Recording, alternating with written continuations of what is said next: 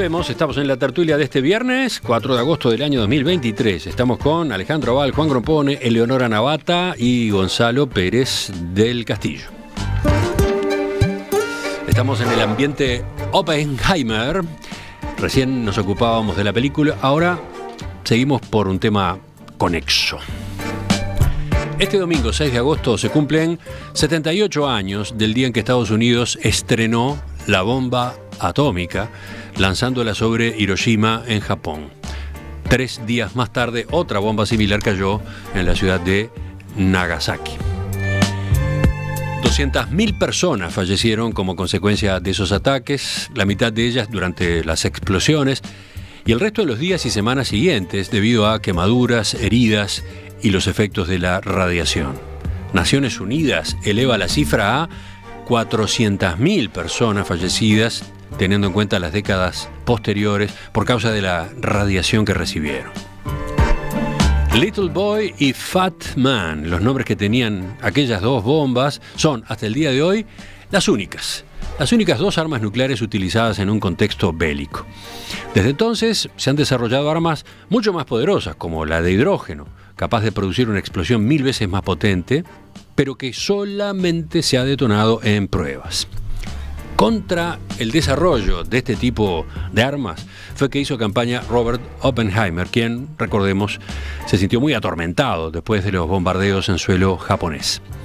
A lo largo de la segunda mitad del siglo XX, a medida que las armas se hacían más peligrosas, crecieron los temores por la devastación que podría devenir de su uso y surgieron iniciativas para controlarlas, por ejemplo, el Organismo Internacional de Energía Atómica de Naciones Unidas o la firma del Tratado de No Proliferación de Armas Nucleares que entró en vigor en 1970. Últimamente, los temores por la utilización de este tipo de artefactos volvieron al tapete por las amenazas de Vladimir Putin, el presidente ruso, de emplearlos en la guerra de Ucrania. Por este lado querían ir ustedes, complotados ayer, después de ver la película, en la segunda parte. Proponían esto. A ver, Juan, Gonzalo. Sí. Bueno, yo quiero empezar por esto, es decir, este librito que tiene casi 900 páginas y es premio Pulitzer de fines de los años 80 del siglo XX, que es el tratado sobre la bomba, sobre las bombas. Aclaro para los oyentes el título: The Making of the Atomic Bomb, de Richard Rhodes. Bueno, en realidad no es la bomba, son las bombas. Es decir, hay dos bombas con dos tecnologías distintas, una de uranio y otra de plutonio. Bueno, hay que dedicarse un poquitito. El uranio que se usa para uso militar no es el uranio que se encuentra en mayor abundancia en la naturaleza, sino es un isótopo que está en menor cantidad, el uranio 235.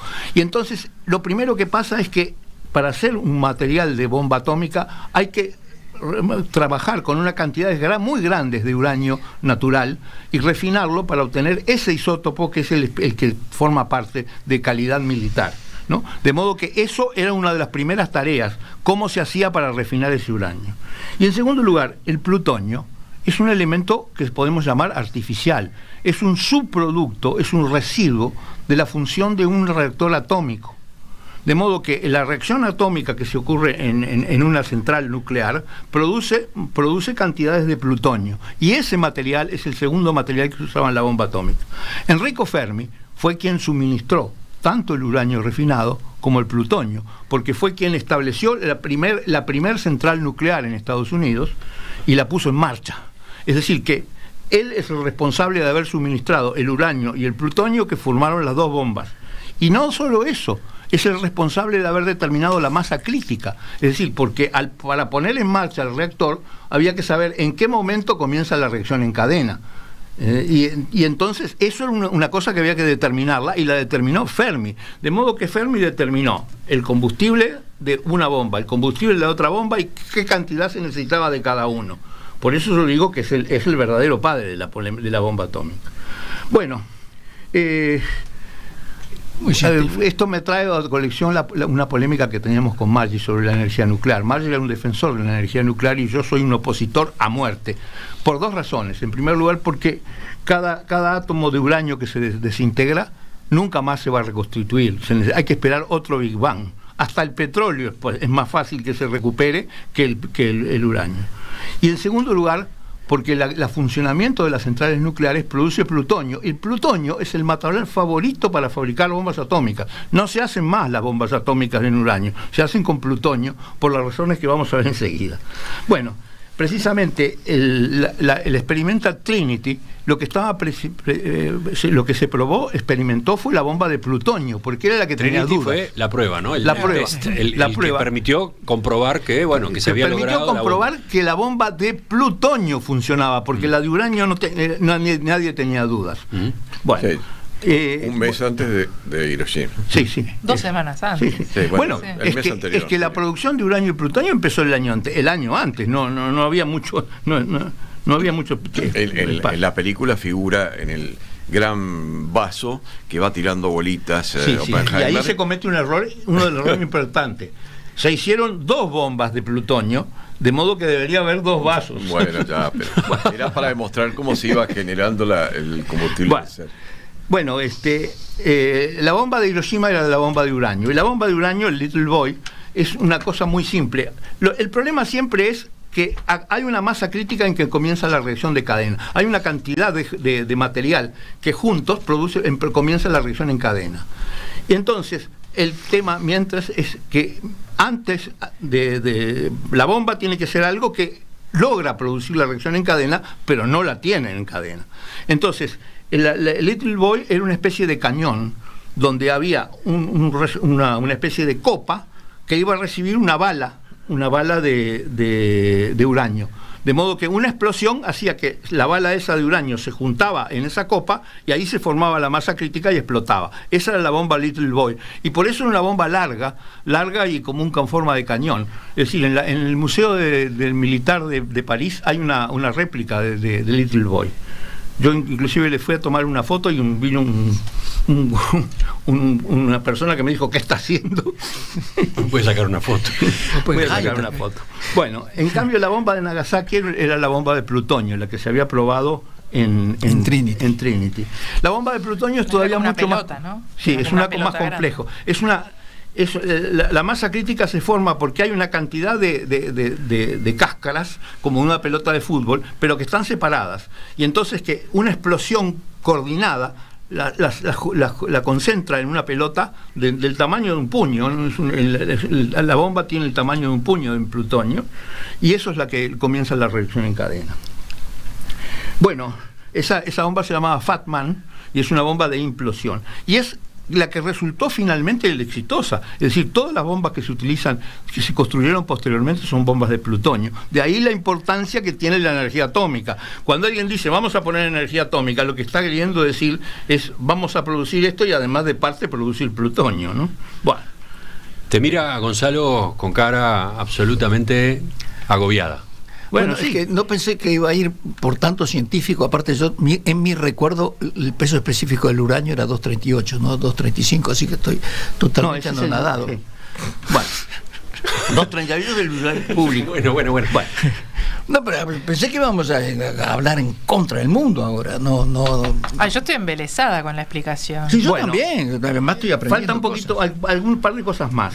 En la versión de Elliot Roosevelt, el hijo de Roosevelt, él dudaba mucho que su padre hubiera tirado las bombas en Japón, que más bien lo hubiera hecho como una advertencia, ¿no? Diciendo, tenemos esto, ríndanse. No tirarlas directamente sobre Hiroshima y Nagasaki. Eso es contrafáctico, por supuesto. Pero además lo que se decía por parte de los que indicaban que había que tirarla era que si se hacía esa advertencia, lo que los japoneses iban a hacer era poner todos los prisioneros de guerra en el lugar donde lo iban a tirar, con lo cual iban a terminar siendo un ataque contra los propios americanos. Pero tenías que avisar dónde. La idea es no avisar, claro.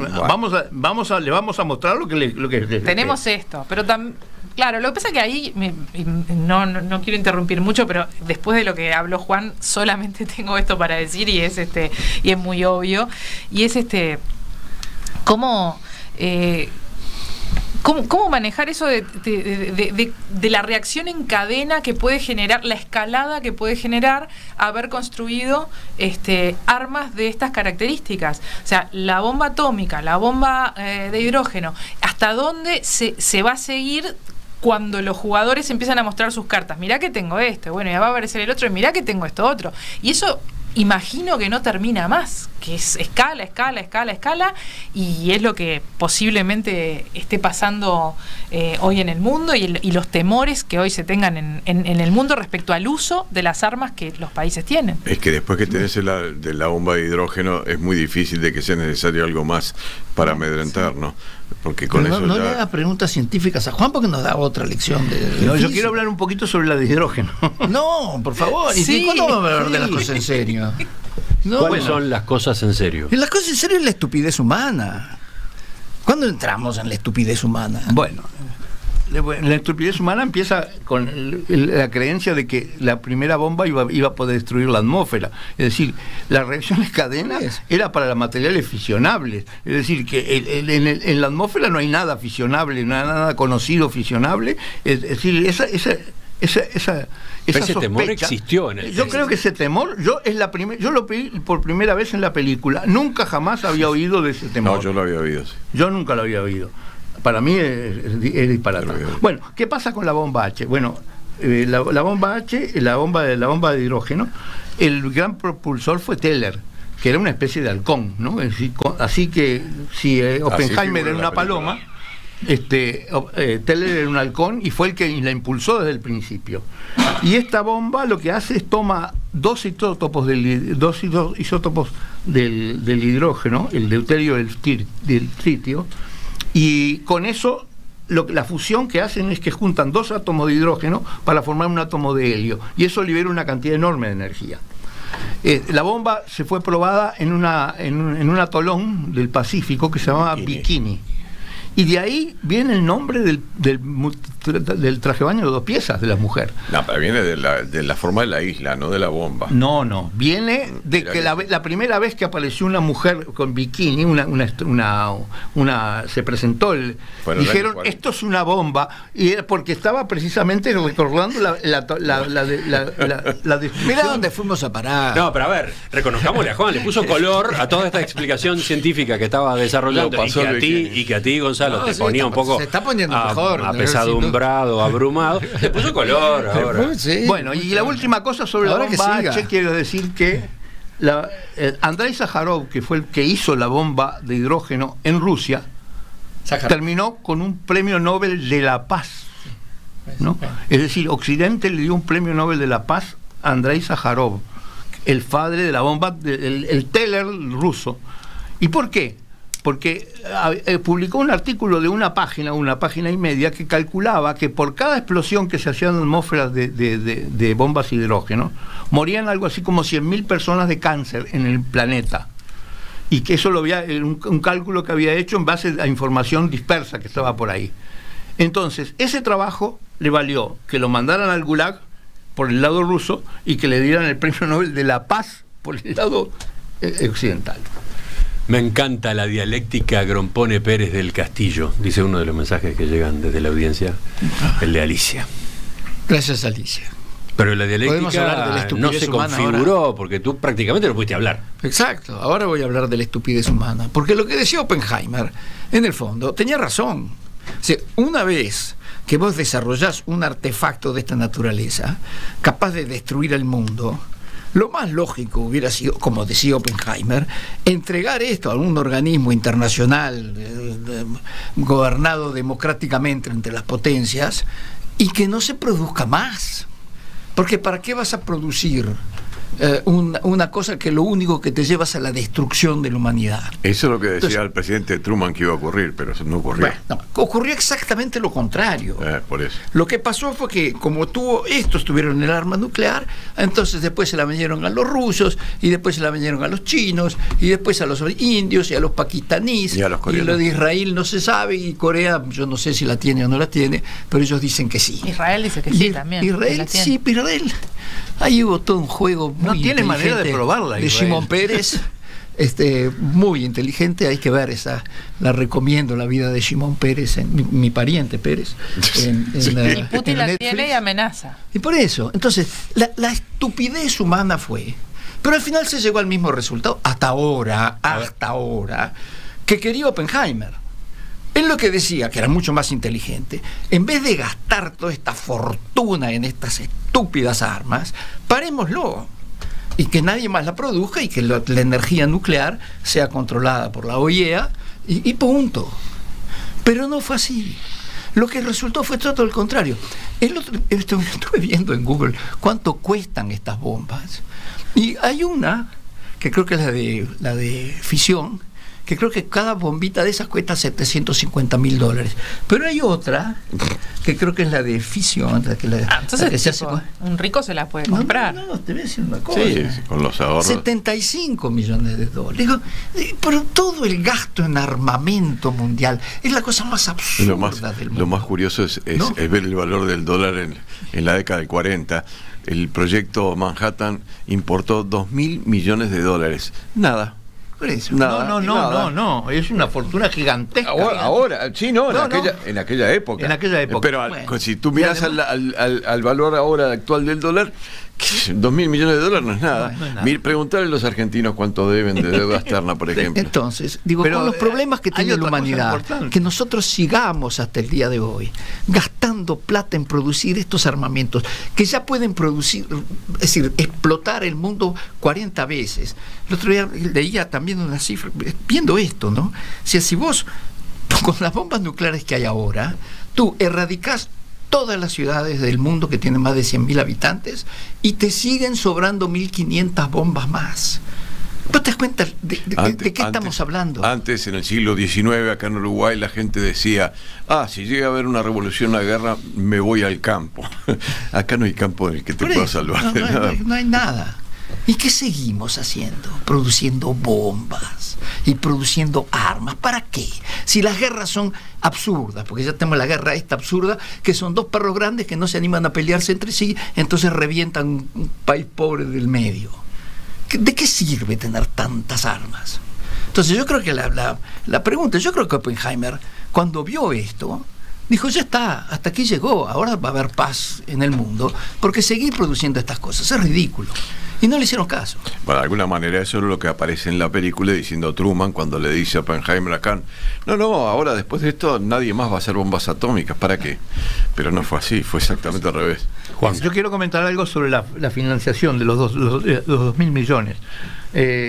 Roosevelt mantuvo en secreto absolutamente el plan de la bomba, es decir, ni siquiera Truman lo sabía que existía el proyecto Manhattan. Pero aclararle para los oyentes, Truman era el presidente por cuarto periodo. Sí, por cuarto periodo. Y Truman era el vicepresidente. Bien. Pero después se convirtió en presidente. Claro, que al morir se convirtió en Franklin Delano. Pero lo que hacía Roosevelt era disfrazar las inversiones esas, porque no quería que se filtrara que estaban invirtiendo una cantidad gigantesca de dinero en algo bélico, ¿no? Entonces te disfrazaba de todo, de todas maneras, todas esas cosas. De modo que todo el proyecto quedó absolutamente en secreto. Posiblemente el secretario de Defensa y el de Economía eran los dos únicos que estaban enterados, ¿no? Todo lo demás era... Y por eso Los Álamos estaba rodeado por varios círculos concéntricos y no entraba ni salía nadie de ahí, ¿no? De modo que una de las cosas que parece que se dice es que quedó indignado Truman cuando se enteró de la bomba y eso lo que hizo es, bueno, ahora van a ver, ¿no? Por eso la tiró, ¿no? Sí. De vuelta. Ahora, las bombas atómicas son el producto de la existencia de centrales atómicas. Si no hubiera centrales atómicas no habría plutonio y entonces no pasaría eso. Y le habla a Gonzalo así. No, a Gonzalo no. Juan. Le estoy hablando del recuerdo de Carlos Maggi. Carlos, nunca le pude convencer de eso. Bueno, disculpen la bestialidad, dice Alberto. Si bien puede pensarse que Oppenheimer mató a miles de personas, la pregunta del millón es ¿a cuánta gente salvó? Porque los japoneses eran imparables. Sí, esa es una gran polémica. Y nunca lo sabremos. Y nunca lo sabremos. Exacto, es como el contrafactivo que hoy puso Juan de ejemplo. Y una cosa que no mencionamos, y creo que la película y todo esto que estamos hablando, inclusive las guerras, tienen un gran componente de eso, que es el ego. El ego de las personas y de algunas personas. Y eso es independientemente de las centrales nucleares, de las bombas atómicas y demás, y es algo que la naturaleza humana es incontrolable. Y algunas decisiones seguramente se basan en ese ego de algunas personas. ¿Hasta dónde voy a llegar con mi conocimiento? ¿Hasta dónde voy a llegar con mi poder? Y en esa y encontrar el equilibrio entre el poder, el conocimiento, la moral, la ética, me parece que es donde está el gran problema humano que vos también mencionabas. Acá incluso podemos remitir a la personalidad de Oppenheimer, ¿no? Que es todo un tema en la película y ni que hablar en las biografías, en los libros que se han escrito sobre él, ¿no? ¿Qué haríamos cada uno de nosotros? Yo a veces me lo pregunto, ¿qué haría yo con poder? ¿Sería la misma persona que soy si tuviera poder? No lo sé. Claro, no, pero esperemos que sí. Se señala, ¿no? Oppenheimer era, ojalá sin duda, que sí. sin duda que era un científico mejor, no muy capaz, pero además era ambicioso, arrogante, en fin, y aparecen otros calificativos. A propósito también de personalidades, es interesante lo que dice Nolan, el director, porque me quedé pensando por lo que señalabas recién, Eleonora, cómo muchas veces las relaciones personales y quizás hasta la envidia, la competencia, terminan jugando, digamos, factores determinantes en algunas historias, ¿no? Él se pregunta, por ejemplo, si la oposición de Oppenheimer a la bomba de hidrógeno no tenía que ver con el hecho de que Teller fuera quien estaba al frente, etcétera, ¿no? Y dice que hay varias de esas que caracterizan o que suelen darse en la comunidad científica, ¿no? Esa forma de mirar de reojo al otro, en fin. Y esto queda para otra discusión. Yo pienso una cosa que creo que es pertinente. Los Estados Unidos tienen muchas excusas para haber tirado y las han hecho mucha propaganda con esto, entre otras la que decía Alejandro, que si le hubieran avisado, es decir, el bombardero nunca hubiera llegado a Japón, a Nagasaki o a Hiroshima, o que ponían los precios políticos. Pero tienen otra, que es que en la conquista de la isla de Okinawa murieron 12.000 americanos, 100.000 japoneses y creo que otros 100.000 okinawenses más. Porque en realidad los japoneses estaban decididos a no rendirse. Ahí están todos los ejemplos estos de los kamikaze y todo, iban a luchar hasta el último. Eso creo que esas son las excusas que se han dado. Yo creo que los Estados Unidos tienen todavía una influencia sobre la cultura mundial muy grande. Pero si el mundo sobrevive y no nos explotamos todos con una bomba atómica general, yo creo que a los Estados Unidos le va a costar mucho haber sido el primer país que tiró una bomba atómica sobre una población civil, 2 poblaciones civiles. Es decir que esto se critica, pero no demasiado. Pero en el siglo XXII, cuando se lea la historia de la humanidad, yo creo que esa mancha no se la van a sacar de encima fácilmente.